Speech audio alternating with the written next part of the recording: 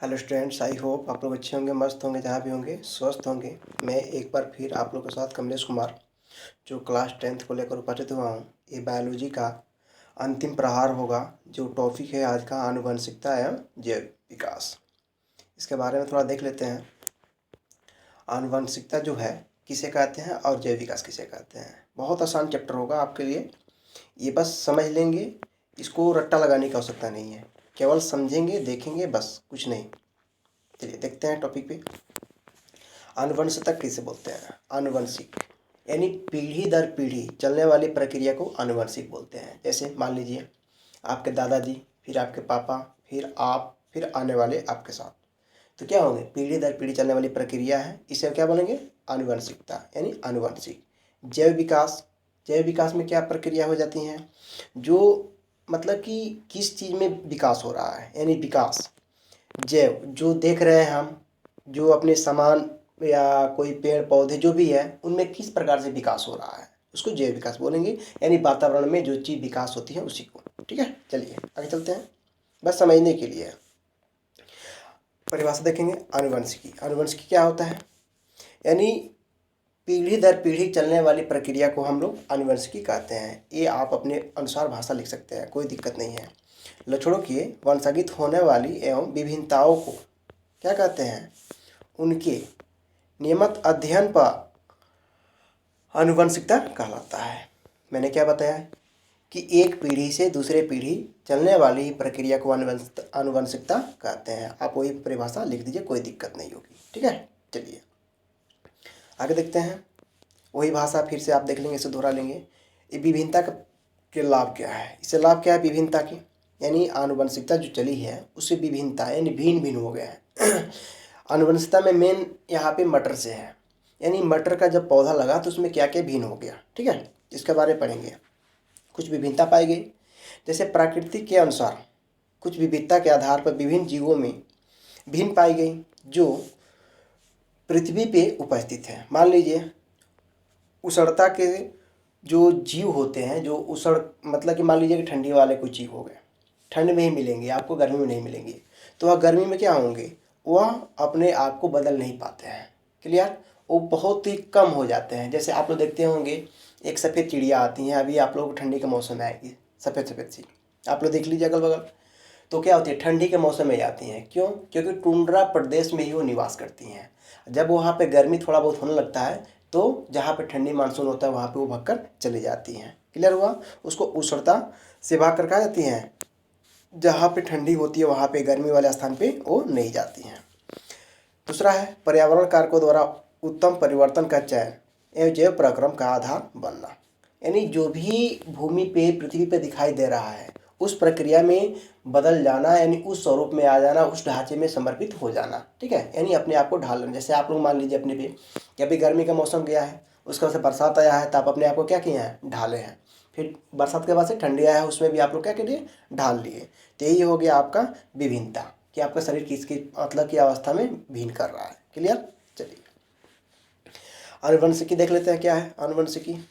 जीव विज्ञान की वह शाखा जिसके अंतर्गत लक्षणों की आनुवंशिकता एवं विभिन्नताओं का अध्ययन किया जाता है, आनुवंशिकता कहलाता है। इसे सर्वप्रथम कौन दिए थे? तो बेटसन ने इस शब्द का प्रयोग किए थे। सर्वप्रथम बेटसन ने इस शब्द का प्रयोग किए थे। क्लियर? बहुत इंपॉर्टेंट है, बेटसन पूछा भी है कि आनुवंशिकता का शब्द सबसे पहले किसने दिया था? तो बेटसन ने दिए थे। तो आप लिख सकते हैं जीव विज्ञान की वह शाखा जिसके अंतर्गत, क्लियर, आनुवंशिकता का विभिन्नता का अध्ययन, यानी आनुवंशिक यानी वंश के अनुसार चलने वाले में और उसमें विभिन्न पाया गया, यानी अलग अलग स्वरूप पाए गए, उसी को हम लोग क्या बोलते हैं? आनुवंशिक के बोलते हैं। क्लियर? अब लक्षण देख लेते हैं। आनुवंशिक लक्षण क्या कहलाता है? वह लक्षण जिनकी सजीवों में लैंगिक जनन द्वारा पीढ़ी दर पीढ़ी संचरण होता है, यानी एक पीढ़ी से दूसरे पीढ़ी में जाने या होने की प्रक्रिया को हम लोग लक्षण कहते हैं। मान लीजिए कि किसी की बीमारी है, आपके दादाजी का फैलेरिया है, आपके पिताजी में अवश्य होगा, आप में भी अवश्य होगा। यही पीढ़ी दर पीढ़ी चलने वाली प्रक्रिया है। क्लियर? अब देख लेते हैं इसका वंशागति। वंशागति क्या है? वही प्रक्रिया है पीढ़ी दर पीढ़ी चलने वाली, सेम वही परिभाषा है, आप लिख सकते हैं। बहुत इंपॉर्टेंट है, केवल समझ जाएंगे, 5 नंबर आपका रखा हुआ है। अब चलते हैं मेंडलवाद। मेंडलवाद ने क्या किया था? तो मेंडलवाद ने मटर पे आविष्कार किए थे। देखते हैं मेंडलवाद के बारे में, पढ़ लेंगे, बहुत शॉर्ट नोट है, बिल्कुल शॉर्ट। देखेंगे मेंडल के आनुवंशिकता के नियमों को मेंडलवाद कहते हैं। पहला इसमें है ग्रेगार जॉन मेंडल, यानी मेंडल साहब का नाम ग्रेगार जॉन मेंडल के नाम से जानते हैं, जो आनुवंशिकी का जनक कहे जाते हैं।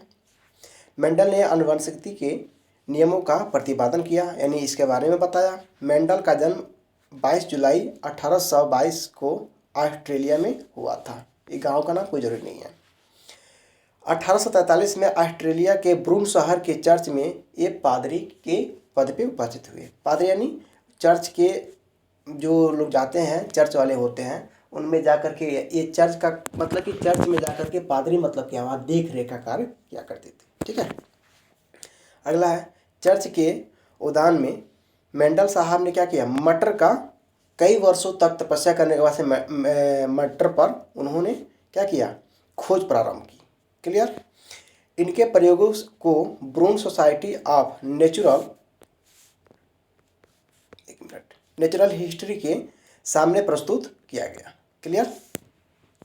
यानी क्या कि मेंडल साहब ने जब मटर के पौधों का जब उन्होंने सर्च कर रहे थे, जब उसको खोज प्रथा कर रहे थे, तो करने के बाद से नेचुरल हिस्ट्री जो है उन्होंने प्रस्तुत किया। कहाँ पे? तो ब्रून सोसाइटी में। ये कहाँ पड़ता है ब्रून शहर? तो ऑस्ट्रेलिया में पड़ता है। क्लियर हुआ? चलिए आगे चलते हैं।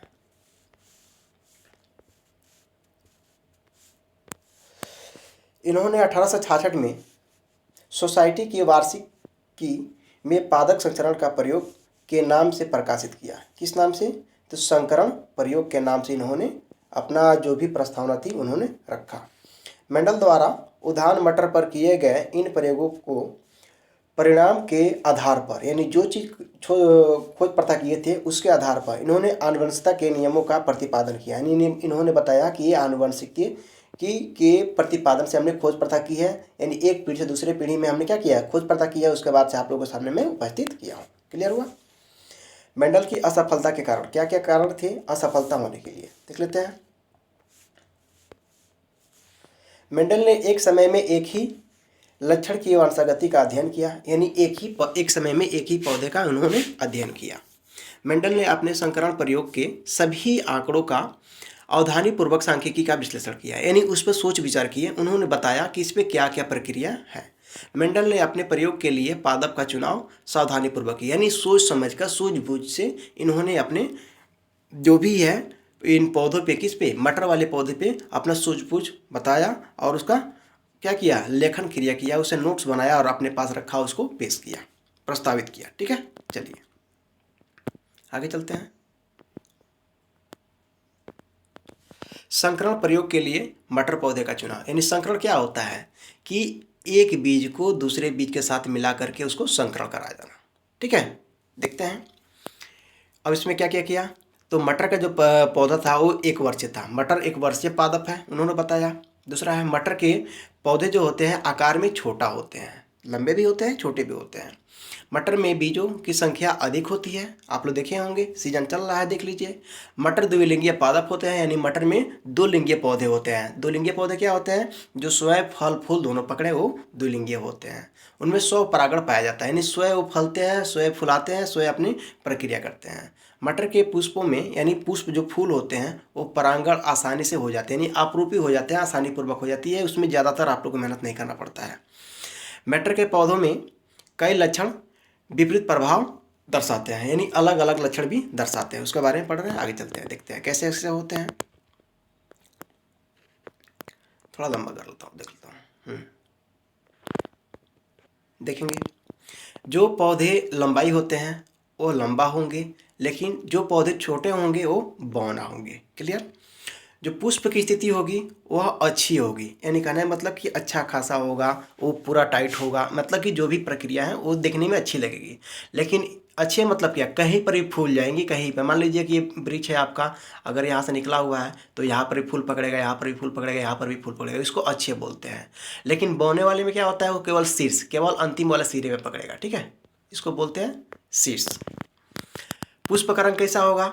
तो जो लंबे होंगे उनका बैंगनी होगा, लेकिन बौना होगा जो छोटा होगा उनका सफ़ेद होगा। क्लियर? ये पूछा हुआ है, पूछेगा जरूर, आपसे पूछ लेगा टिप्पणी में कि पुष्प का रंग बौने वाले का कैसा होता है, तो सफ़ेद होता है, और लंबे वाले का बैंगनी होता है। फली की आकृति यानी फल का आकार कैसा होता है, तो फूली हुई होती है, यानी ऐसा फूला हुआ रहेगा वो। ठीक है। लेकिन जो बौना होता है उसका कैसा होगा, चिपटा हुआ रहेगा, बिल्कुल चिपटा हुआ। अब कली का रंग कैसा होगा, तो जो लंबा होगा उसका हरा होगा, जो बौना होगा उसका पीला होगा। क्लियर? स्क्रीनशॉट ले लीजिए, नोट्स कीजिए, जैसे आपकी इच्छा हो, बस एक नज़र में देखेंगे इसे।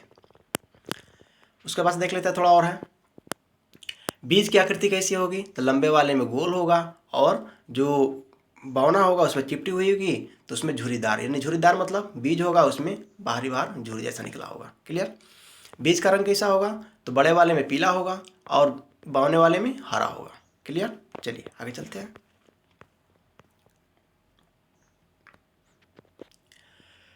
अब मेंडल ने पुनः खोज किया, यानी पुनः खोज के बारे में जानेंगे। मेंडल के नियमों को पुनः खोज हाईलैंड के ह्यूगो डी ब्रिज, जर्मन के कार्ल कोरेंट्ज व ऑस्ट्रेलिया के एरिक वान शेरमन ने की थी, शेरमेक ने की थी, जो अलग अलग कार्य करते थे। क्लियर हुआ? दूसरा, इसमें क्या क्या खोज होता, तो पहला जीन का। जीन क्या होता है कि एक पीढ़ी से दूसरे पीढ़ी के बारे में बताया जाता है। वह कारक जो किसी एक लक्षण को नियंत्रित करके उसे दूसरे लक्षण की पहचान की जाती है, उसे जीन कहते हैं। मेंडल द्वारा उपयोग किए गए कारक को इस हान्सन ने जीन का नाम दिया। यानी मेंडल साहब ने क्या किया था, इसका परीक्षण किया था और इसका नाम जो किया था जीन नाम रख दिया। कौन? हान्सन ने नाम रख दिया। क्लियर? आगे चलते हैं। युग्मक विकल्प क्या होता है, किसी एक लक्षण को नियंत्रित करके जीन के दो विपर्यासी स्वरूपों को क्या युग्म विकल्पी कहते हैं। यानी कैसा, यानी किसी एक लक्षण को नियंत्रित, यानी किसी एक कोई, मान लीजिए मटर का पौधा है, उसके एक की पहचान कर लिए। अब पहचान करने के बाद से उसमें जीन यानी पीढ़ी दर पीढ़ी के बारे में पता लगाते हैं कि इसका पहले पूर्वज क्या था, तो उसको हम लोग क्या कहेंगे, युग्मजी कहेंगे। क्लियर हुआ? एक मिनट रुकिए।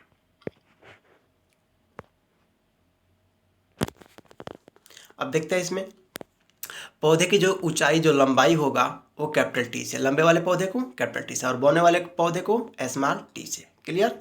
यानी जो बड़े पौधे होंगे मटर के उसको कैपिटल टी से और जो बौने होंगे उसे स्मॉल टी से। चलिए, अब समयुग्मी क्या होता है। समयुग्मी यानी एक समान के पौधे, जब किसी लक्षण को नियंत्रित करने के बाद दो या दो से अधिक युग्म विकल्पी एक समान हो उसे समयुग्मी कहते हैं। यानी एक ही लक्षण के हैं, यानी बौना हमने बोया तो बौना ही उपज किया, अगर लंबे वाले पौधे को बोया तो लंबा हमने उपज किया, तो इसको हम समयुगी यानी समान युग्म की। विषमयुग्मी क्या होता है कि जब किसी लक्षण को नियंत्रित करके जब दो मटर के बीज को एक स्वरूप में यानी जीन के माध्यम से एक स्वरूप में बोया जाता है, तो उसमें क्या होते हैं, अलग अलग दिखाई देते हैं। एक क्या होता है, एक लंबा हो जाता है और एक बौना होता है, उसको विषम युग्म कहते हैं। यानी विषम यानी भिन्न भिन्न अलग अलग दिखाई देते हैं। क्लियर? यानी एक बड़ा बीज के लिए और एक पौधे का छोटा जो बीज है उसको ले लिए और संकलित करके बोए, उसको संकरण कराया गया तो एक बड़ा हो जाएगा, एक छोटा हो गया। क्लियर? आगे देखते हैं पांचवा। लक्षण प्रारूप क्या है, पहचान से क्या है, तो बड़े वाले को संयुग्मी हैं जो एक समान के हैं कैपिटल टी से यानी डबल टी से, और जो विषम युग्मी हैं वो कैपिटल टी और स्मॉल टी से। क्लियर हुआ? यानी छोटे पौधे और बड़े पौधे।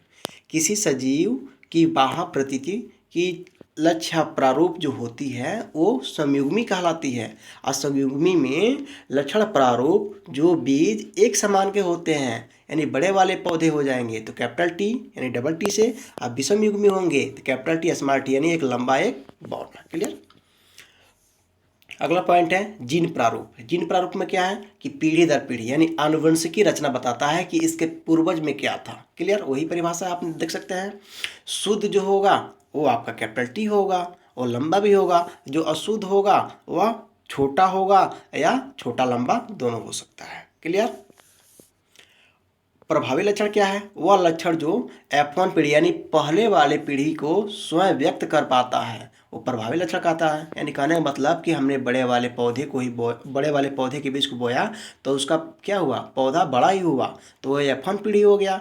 लेकिन अप्रभावी लक्षण, जो मान लीजिए कि पहले वाले पौधे के हमने बोया और बड़ा बीज पाया, फिर दूसरे उसको ले गए दूसरे जीव में, उसको दूसरी बार बुआई कर रहे हैं तो उसमें बौना हो गया, वो क्या हो गया, अप्रभावी लक्षण हो गया। तो वह लक्षण जो F1 पीढ़ी को में स्वयं व्यक्त नहीं कर पाता है वो अप्रभावी लक्षण कहलाता है, यानी पूर्वज के भांति नहीं हो पाता है। यानी हमने बड़े वाले पौधे का बीज बोया तो उसे बड़ा होना चाहिए, बड़ा नहीं हो पाता है, छोटा होता है तो अप्रभावी हो गया। एक संकर संकरण क्या कहलाता है, एक संकर वह संकरण जिसमें एक ही क्या होते हैं, एक ही लक्षण की गतिविधि यानी गतिशीलता पाई जाती है, अध्ययन किया जाता है, यानी एक ही समान होता है, उसे एक संकरण संकरण कहते हैं, एक संकर संकरण कहते हैं। क्लियर, यानी एक संकर यानी एक ही समान का। द्विसंकर क्या होता है, वह संकरण जिसमें दो लक्षण की आनुवंशिक गति के अनुसार इनके वंश यानी कह सकते हैं कि वंशागति के अध्ययन के अनुसार हम उसको ज्ञात करते हैं, द्विसंकलन आनुवंशिकता कहते हैं। अब त्रिसंकलन आनुवंशिकता क्या कहलाती है, यानी 3 वंश तक, यानी पहले पीढ़ी F1, F2 और F3। क्लियर, तो क्या करेंगे इसमें कि पहले वाला मान लीजिए बड़ा है तो दूसरा वाला भी बड़ा होना चाहिए, लेकिन ना हो बौना हो जाए, या फिर बड़ा ही हो तीसरा वाले में वो बौना हो गया, तो निश्चित है कि एक पीढ़ी से दूसरे पीढ़ी तीसरे पीढ़ी में जब जाएगा तो पौधे का जो होगा वह लक्षण बौनापन ही दिखाई पड़ेगा। क्लियर, अब बहुसंकरण के बारे में देख लेते हैं। बहुसंकरण क्या कहलाता है कि हो सकता है कि बड़ा भी हो सकता है या छोटा भी हो सकता है, वह संकरण जिसमें कई लक्षणों की प्रतिपादित अध्ययन किया जाता है, बहुसंकरण किया जाता है। अब F1 पीढ़ी में देख लेते हैं, जिनको हम संकरण के माध्यम से एक पीढ़ी से दूसरे पीढ़ी में ले जाते हैं उनको हम पहली पीढ़ी कहते हैं। ये किसके अनुसार होता है, तो 9 संबंधित 3 संबंधित 3 संबंधित 1 के अनुपात में होता है। पूछा हुआ क्वेश्चन है कि प्रथम पीढ़ी के संबंध किससे स्थापित होता है, तो 9 संबंधित 3 संबंधित 3 संबंधित 1 के अनुपात में उपस्थित होता है।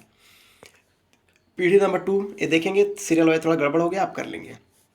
जो F1 पीढ़ी के यानी पहले पीढ़ी से प्राप्त द्वितीय पीढ़ी में नहीं मिल पाती है, जो पहले पीढ़ी से प्राप्त दूसरी पीढ़ी में नहीं मिल पाती है और दूसरा रूप ले लेती है, उसे F2 पीढ़ी कहते हैं। ठीक है, संतति ढंग से हो पाती है उसको दूसरी पीढ़ी कहा जाता है।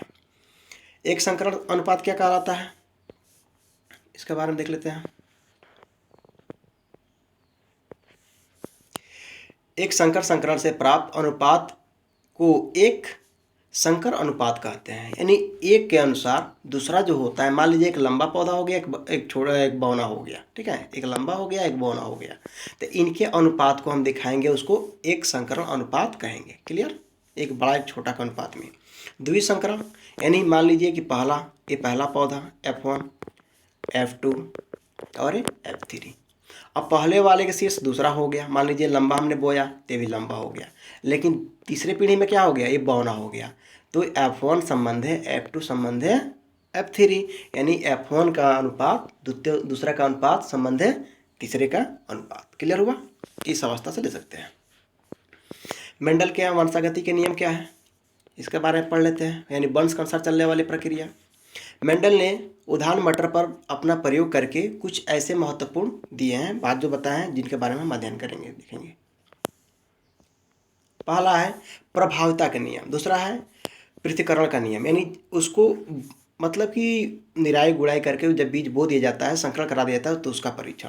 स्वतंत्र अपविहन का नियम, यानी स्वतंत्र रूप से क्या होता है, प्रभाविता का नियम, इसके बारे में देख लेते हैं। पहला प्रभाविता का नियम क्या होता है, यह एक पीढ़ी की वह प्रक्रिया होती है जिसमें एक ही लक्षण एक ही साथ क्या होते हैं, दिखाई देते हैं। मान लीजिए कि लंबा पौधा है तो लंबा होगा, बौना है तो बौना होगा, यानी बीज के ऊपर निर्भर करता है।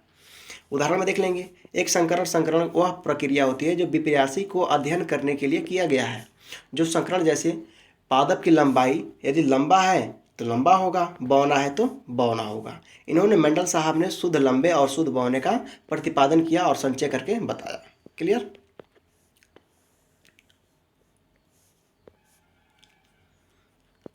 प्रभाविता के नियम का स्वरूप देख लेंगे, थोड़ा सा इसके बारे में पढ़ लेंगे।